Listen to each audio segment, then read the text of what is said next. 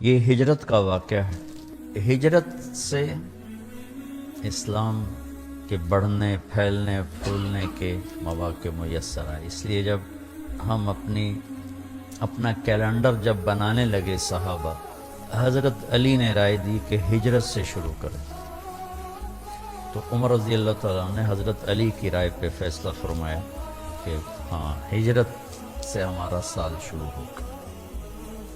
تو خیر یہ ہجرت کا واقعہ ہے۔ نبوت کا 10واں سال آپ کے دو بڑے حلیف محافظ، ایک اندر ایک باہر، باہر چچا اور اندر بیگم خدیجہ رضی اللہ تعالیٰ عنہ، 10 دن کے فاصلے سے دونوں کا انتقال ہو گیا۔ تو پھر آپ نے سوچا کہ میں ہجرت کروں۔ طائف کی ہجرت تو ناکام ہو گئی، تو یہ نبوت کا 10واں سال تھا، 11واں، جب آپ مینا کی وادی میں حج میں چکر لگا رہے تھے، جمرۃ الکبریٰ جس کو بڑا شیطان کہتے ہیں، وہاں کچھ نوجوان ملے، یثرب بیٹھے ہوئے تھے، وہ تھوڑی سی وہ آگ جلا کے روشنی کر لیتے تھے۔ ابو الحسن بن تیہان، عبداللہ بن رواحہ، سعد بن الربیع، نعمان بن حارثہ، اسد بن زرارہ، عبادہ بن صامت، 6۔ یہ روایت ہے دلائل اصفہانی کی۔ آپ نے ان سے کہا کون لوگ؟ کم یثرب کے ہیں۔ فرمایا میں اللہ کا نبی ہوں، میری بات سنو۔ تو مدینے میں بات تو چلتی تھی نا کہ ایک نبی آ رہا ہے، قریظہ اور قینقاع اور نذیر 3 قبیلے تھے جو ہر وقت کہتے رہتے تھے آخری نبی آنے والا ہے، ہم اس کا کلمہ پڑھ کے تم سب کو قتل کریں۔ تو وہ قانون میں بات تو تھی یہود کی، کہنے کا سنا، تو آپ قرآن سنایا کرتے تھے۔ وَإِذْ قَالَ إِبْرَاهِيمُ رَبِّ اجْعَلْ هَذَا الْبَلَدَ آمِنًا سے لے کر آپ نے هَذَا بَلَاغٌ لِلنَّاسِ، یہ سورہ ابراہیم کا آخر سنا۔ کہنے گے یہ وہی تو نہیں، چونکہ یہ کلام انسانی کلام نہیں ہے، عرب تھے نا۔ تو کہنے کے واقعی یہ وہی نبی لگتا ہے جس کی وہ یہود بات کرتے ہیں، تو فَاسْبِقُوا قَبْلَ أَن تُسْبِقُوا، اور پہل کرو یہودیوں سے۔ تو یہ 6 نے کلمہ پڑھ لیا، آپ خوشی سے ایسے باغ ہو۔ ان کا ہم اگلے سال آئیں گے، تو آپ نے سارا سال ان کا انتظار کیا۔ اگلے سال 12 آئے، 5 ان میں سے تھے اور 7 اور تھے۔ اور البیعۃ العقبۃ الاولی جسے کہتے ہیں، پہلی بیعت ان 12 لوگوں نے کی، نبوت کا 12واں سال۔ پھر کہ ہم اگلے سال آئیں، 13واں سال نبوت۔ اور اب وہ پہاڑ ہٹا دیا گیا ہے جس کے گھاٹی میں یہ سب جمع ہوئے، 2-3 پہاڑوں کے بیچ میں کی جگہ، اب وہ جگہ کھل کے میدان ہے، اور وہاں ترکوں نے مسجد بنائی تھی۔ اس مسجد میں ایک دفعہ گیا، جب مجھے پتہ چلا جگہ کھل گئی، تو مسجد ترکوں نے یادگار چیزوں کو محفوظ کیا، انہوں نے آ کے رندہ ہی پھیر دیا۔ وہاں میں نے مغرب پڑھی، پھر عشاء تک بیٹھا رہا، تو مغرب کی اذان بھی میں نے دی، جماعت بھی میں نے کرائی، کوئی شرطے آ گئے، پھر عشاء پڑھی، عشاء پڑھ کے پھر میں وہاں سے نکلا۔ تو 72 لوگ تھے، 2 عورتیں ام منیع، ام عمارہ، اور 70 مرد۔ رات کے اندھیرے میں یہ سب جمع ہوئے، تو آپ اپنے چچا عباس کو بھی لے کر گئے۔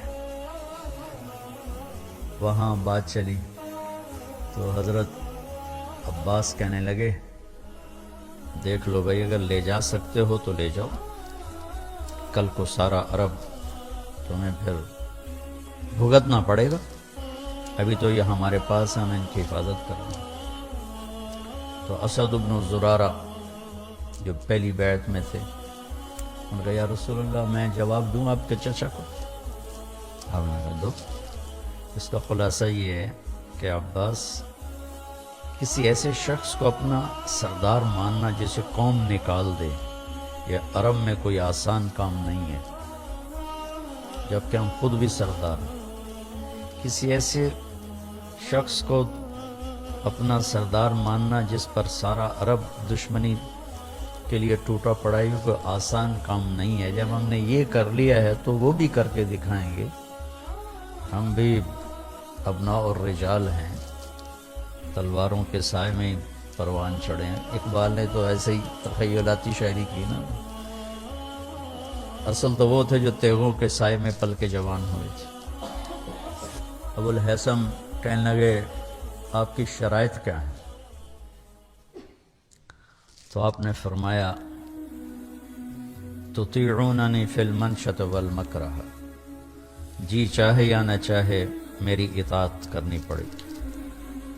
تنفقون علی فی العسر والیسر، تنگی اور فراخی میں میرے اوپر خرچ کرنا ہوگا۔ تمنعوننی کما تمنعون انفسکم و اہالیکم، میری حفاظت کرو گے جیسے اہل اولاد کی حفاظت کرتے ہو۔ تامرون بالمعروف و تنہون عن المنکر، تبلیغ کا کام کرو گے، بھلائیوں کو پھیلاؤ گے، برائیوں کو مٹاؤ گے۔ تجاہدون فی سبیل اللہ کی راہ میں جہاد کرو گے۔ ولا تخافون فی اللہ لومۃ لائم، اور اللہ کی منشا اور رضا میں کسی لعنت کرنے والے کی لعنت کی پرواہ نہیں کرو گے۔ اچھی بات۔ تو بیعت کے لیے لوگ کھڑے ہونے لگے تو ایک انصاری صحابی عباس بن مرداس وہ کھڑے ہو گئے، ٹھو ٹھو ٹھو ٹھو، کیا ہوا؟ کیا ہوا؟ کہنے لگے بیعت سے پہلے 100 دفعہ سوچ لو، ترمیکم العرب عن قوس واحد، پورا عرب ایک جان ہو کر تم پہ حملہ کرے گا، تمہارے مال لٹیں گے، تمہاری کھیتیاں اجڑیں گی، تمہارے بچے یتیم ہوں گے، تمہاری عورتیں بیوہ ہوں گی۔ اگر یہ برداشت کر سکتے ہو لے جاؤ، یہ دنیا اور آخرت کی بھلائی ہے۔ اگر کل کو چھوڑنا ہے تو ابھی چھوڑ دو۔ تو ابو الحسن کھڑے ہوئے، یا رسول اللہ، یہ اگر سب کچھ ہو جائے جو ہمیں یہ کہہ رہا ہے، اس پر ملے گا کیا؟ تو آپ نے کہا جنت ملے گی۔ کہ اللہ نبالے کا، پھر کوئی پرواہ نہیں، ہاتھ بڑھائی۔ تو سب سے پہلے بیعت کی ابو الحسن بن تیہان یا برا بن معروف، دو نام بیعت کی۔ پھر باقی سب عورتیں آگے بڑھیں تو آپ نے کہا تمہاری زبان کی بیعت ہے، ہاتھ کی نہیں۔ جب بیعت ہو گئی تو یا رسول اللہ اب آپ ہمارے پاس تشریف لیں۔ تو آپ نے کہا جب اللہ اجازت دے گا۔ تو ابو الحسن کہنے لگے یا رسول اللہ ایک بات صاف ہو جانی چاہیے۔ آپ نے کہا کیا؟ کہ کل اللہ آپ کو فتح دے پھر آپ ہمیں چھوڑ کے واپس مکہ تو نہیں آئیں؟ تو آپ نے مسکرا کے فرمایا کیا میرا جینا بھی تمہارے ساتھ ہوگا، مرنا بھی تمہارے ساتھ ہوگا۔ الدم الدم الہدم الہدم، اب میری زندگی موت تمہارے ساتھ ہوگی۔ جب مکہ فتح ہوا تو 8 ہجری میں تو آپ نے صفا پہاڑ پر چڑھ کے لمبی دعا شروع کر دی، اتنی لمبی کی کہ انصار آپس میں سرگوشیاں کرنے لگے۔ اما الرجل فقد اخذته الرأفة بعشیرته، لگتا ہے کہ وطن کی محبت نے پکڑ لیا ہے، اب ہمیں چھوڑ جائیں گے۔ تو جبریل اترے کہ یا رسول اللہ انصار بدگمان ہو رہے ہیں۔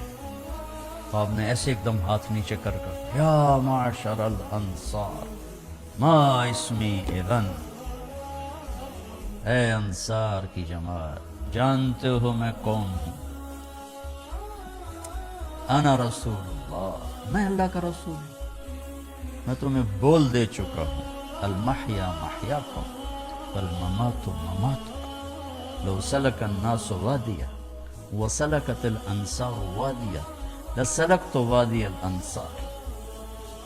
تو مدینے والے پھوٹ پھوٹ کے روئے اور کہا یا رسول اللہ، محبت کی شدت میں بدگمان ہوں، شدت محبت میں بدگمانی ہے، آپ کے بول کی بدگمانی ہے.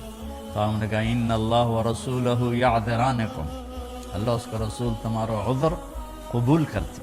تو نبوت کا 14واں سال تھا،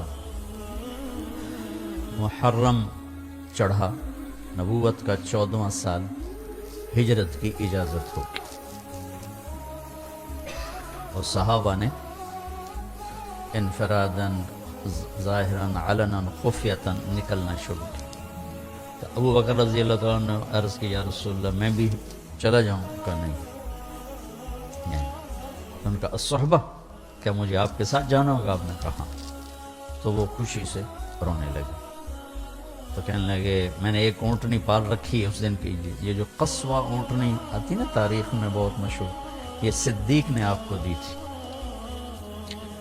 تو کہا میں نے آپ کے لیے ایک اونٹنی پال کر رکھی، وہ آپ کو دوں گا. آپ نے کہا میں پیسے دوں گا، مفت نہیں لوں گا. تو آپ نے اس کی رقم ادا کی، پیسے دیے اس کے.